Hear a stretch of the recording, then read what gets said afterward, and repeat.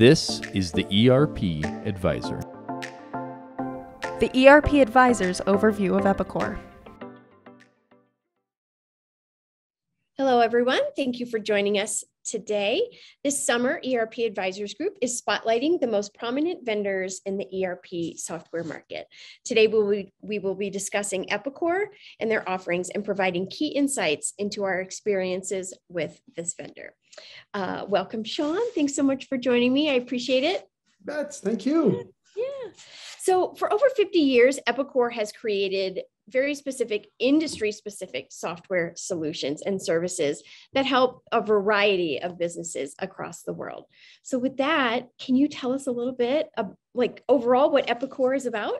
Yeah, you bet. And I think you nailed it right there by saying what one of the biggest differentiators of Epicor is they've been around for, almost a half a century. I think it actually is a half a century this year. I'm not totally sure, but it's like 50 years that this organization's been writing software. Now, of course, it's gone through many, many different iterations, but Epicor as an organization and its earlier groups and different solutions have really kind of led in the small, medium-sized ERP space for a long time. So that's when I think of Epicor, I do think of that. They have a rich tradition in enterprise software solutions and really built them from the ground up. And they have lots of different industry solutions, specific industry solutions. We'll talk about that, I'm sure. But when I think of Epicor, I really do think of a deep kind of a heritage in ERP.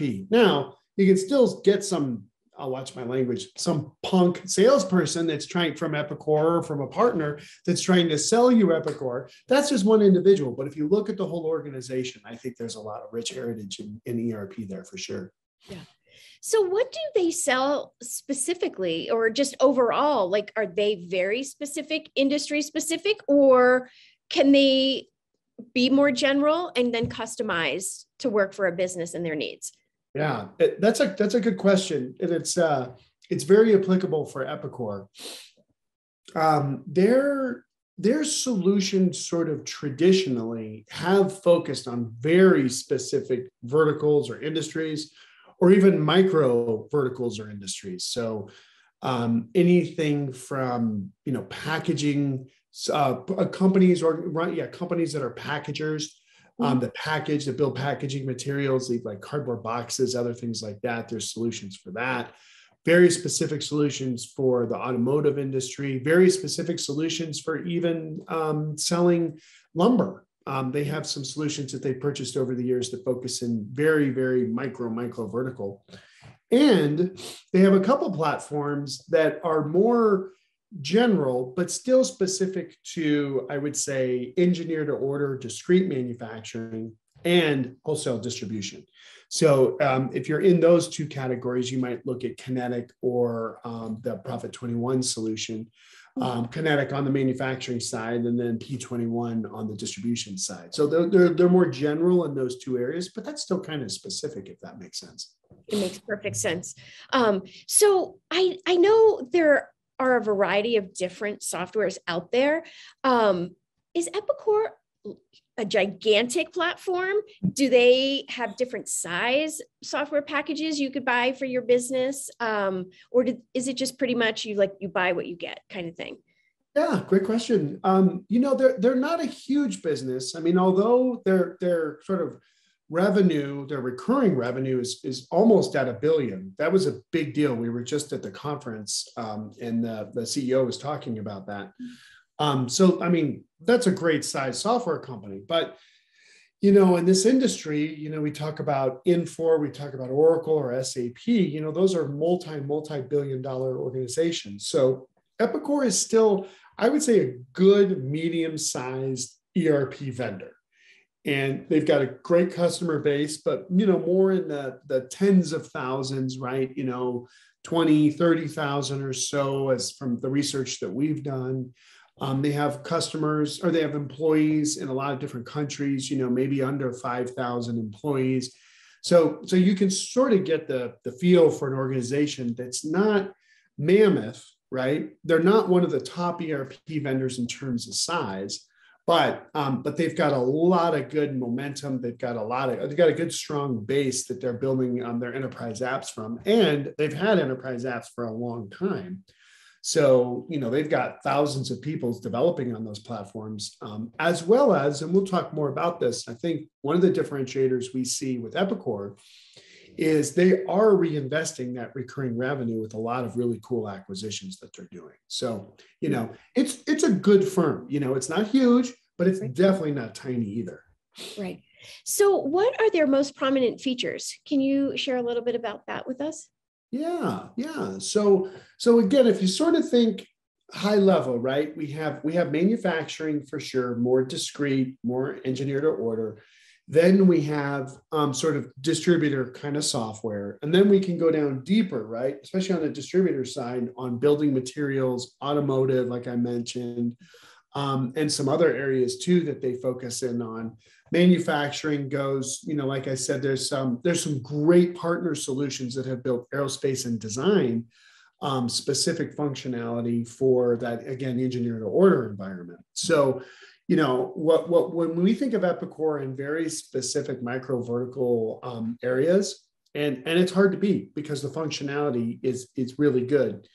And we can talk to partners a little bit here in a minute as well, but those are some of the key areas that they differentiate in for sure. Yeah. Well, can we talk about the type of partner ecosystem that Epicor has? Yeah, let's do it.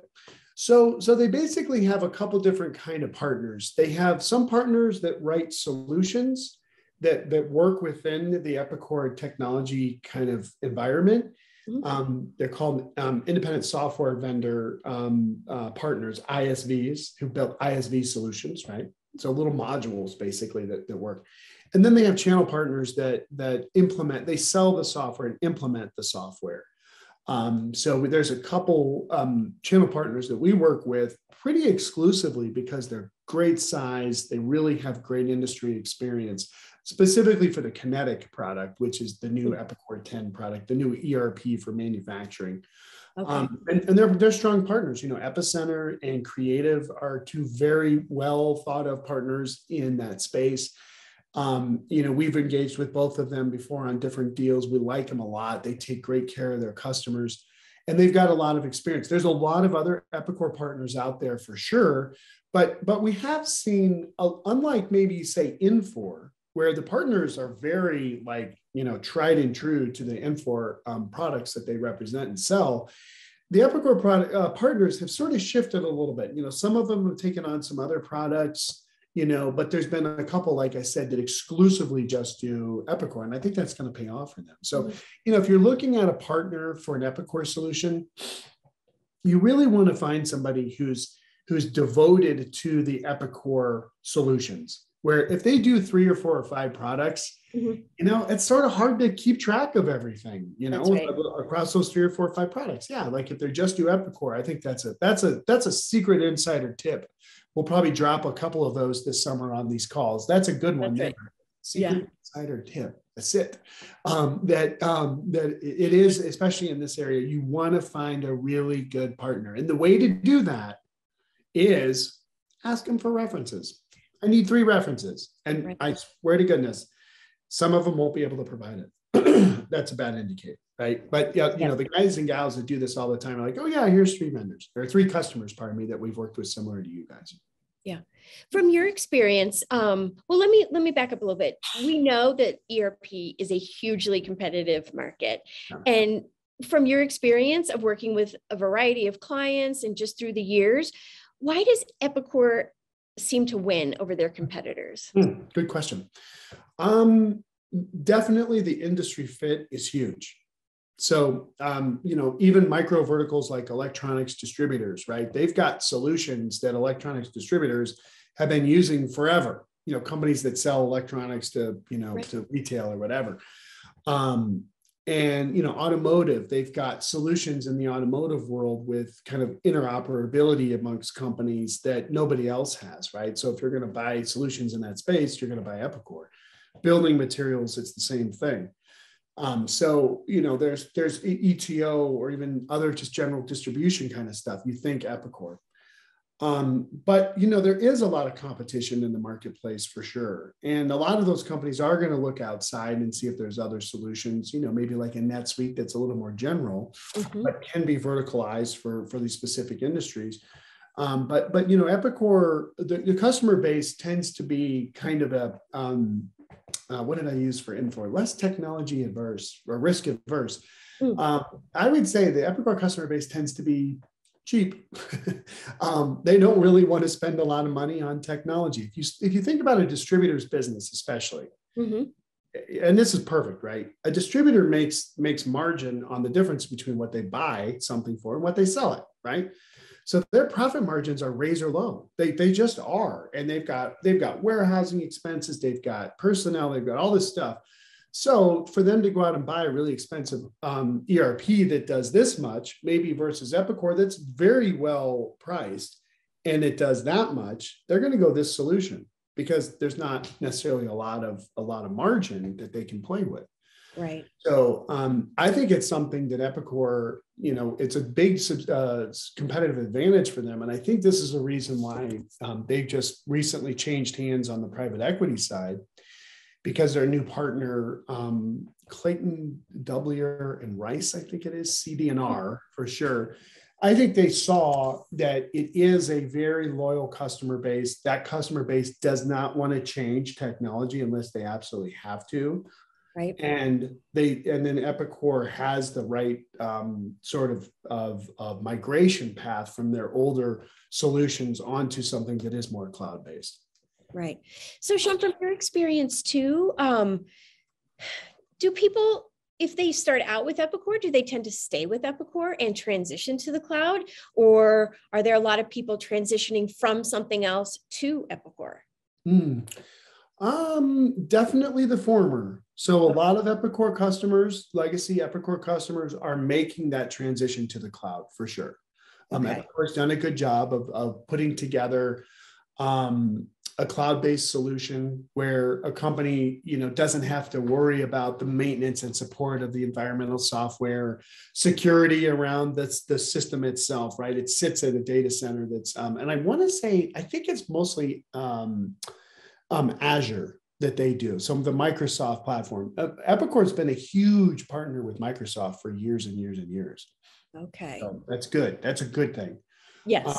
So, you do see a lot of legacy Epicor customers stay with Epicor and just do the upgrade and they're done and they move on with their lives. But we are seeing customers that are looking at Epicor that are coming off of other platforms, especially something that's more small, maybe like off of QuickBooks or maybe off of maybe some of the older Sage products like the Mass 90-200, and they want more functionality. So, we do see a migration towards Epicor for sure. And the tricky part with Epicor, again, this is a really good tip for folks that are listening and thinking about Epicor, is you really want to make sure you get the right implementation team, because the software is good, especially for these micro verticals that we talked about. Right. But it really comes down to success being the implementation partner and the resources. So if you go with Epicor Direct for the consulting team, fine, just meet them. Make sure that they're committed to your project. Make sure they're locked in, that the good guys and gals aren't going to go someplace during your project. Right. Any tips on how to find that implementation partner to help you with Epicor? Well, we usually burn like a prayer candle. And sometimes, like all the time. No interviews. Like when you get down to the point where you're like, okay, we're going to do this with Epicor. We like the software. Let's do the diligence on the services provider. See, a lot of folks don't even know that. They're like, oh, I chose Epicor. Great. Let's start. Okay, well, who's going to implement this? Because it's not like a car where you buy the car and then you get in and drive it off. It's more like buying, I still can't come up with really good analogies. It's like buying software. That's the best way to say it. But it's, it's like having a kid where you take the kid home and you're like, oh my God, I have to parent this kid. Any parent who's listening to this had that feeling at some point with one of their children where they're like, no one's going to tell me to do this. And, if your mother-in-law's there, she might tell you, you might not want to, or whoever, maybe your mom. But when they leave, there is some point where you're like, wow, I have to put this in. It's kind of the same with software. Like, great, you bought software. Guess what? You got to put it in. Now, everybody knows you, customer, prospect who's looking at buying it, you don't have the experience and the time to implement it. So there's going to be some implementation. There's an implementation solution that the salesperson is going to sell you, whether you know it or not. The thing you don't know is you have choices and options there on who you get. And you have a responsibility to interview those people, understand their methodology, make sure they know what they're talking about and they understand your type of business, and that they're even interested in doing it, right? So I do think in the Epicor channel specifically, you really do just have to be aware of who is doing your implementation and just make sure that they're qualified and that they're locked in to do it. And, you know, I would even say if you meet some really good people from Epicor professional services that you like before you buy the software, put their names into your contract. These are the people that are going to do my implementation. You're contractually obligated, Epicor, to have these people here to do this. That's a great tip. Yep. That's a great tip. And it's applicable across lots of different software solutions. But we got burned a long time ago with Epicor. I've talked to lots of people at Epicor about this, where we loved Epicor 9, great solution. It was actually the reason why I started this company, was because of Epicor, where we had selected, when I was with another firm doing basically the same thing, we had selected Epicor 3 times and had 3 failed implementations. And I was like, that's it. We have to be more involved in the implementation. The firm I was with didn't want to go that path.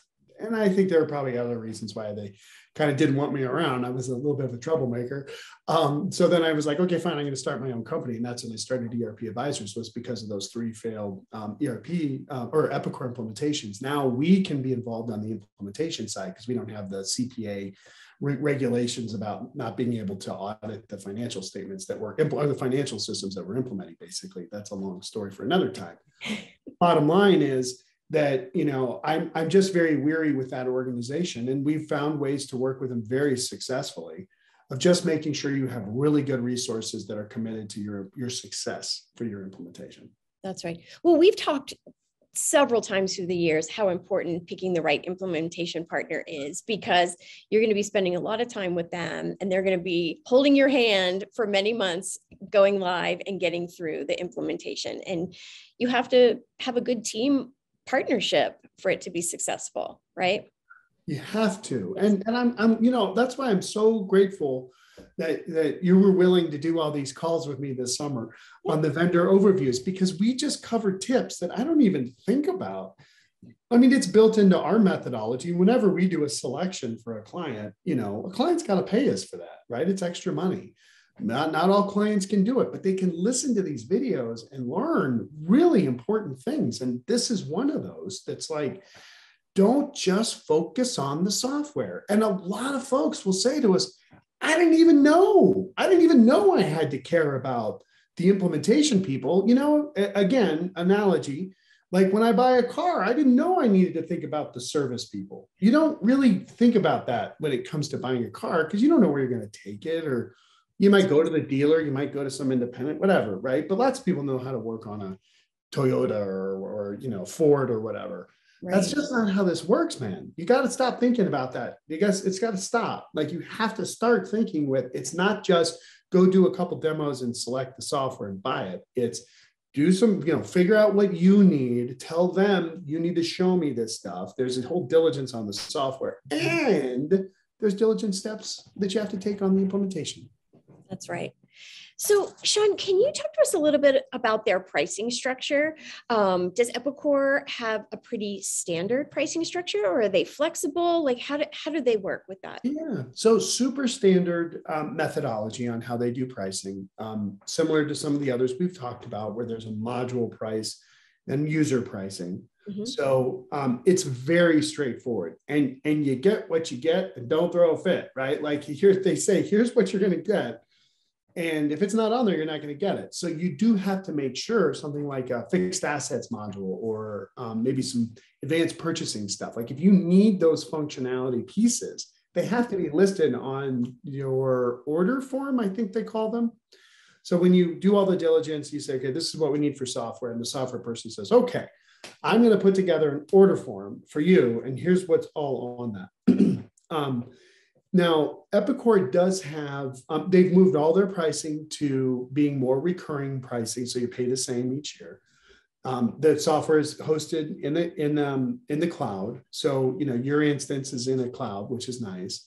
So you get that recurring cost. Like I said, there's some pricing for users. Trying to think of the last deal. We just closed one a couple of weeks ago. Oftentimes, if you get the professional services from Epicor, they'll put their pricing in there for that too. And you usually have a little bit of negotiation you can do. When you buy the software, you can usually negotiate those services bill rates too. Don't forget about that. But pretty standard and very competitive. Their pricing is very, very competitive right now for sure. Okay, well, that's good to know. Yeah, for sure. So, Sean, from your experience of working with the different clients, are there any offerings that you would like to see Epicor have in the future?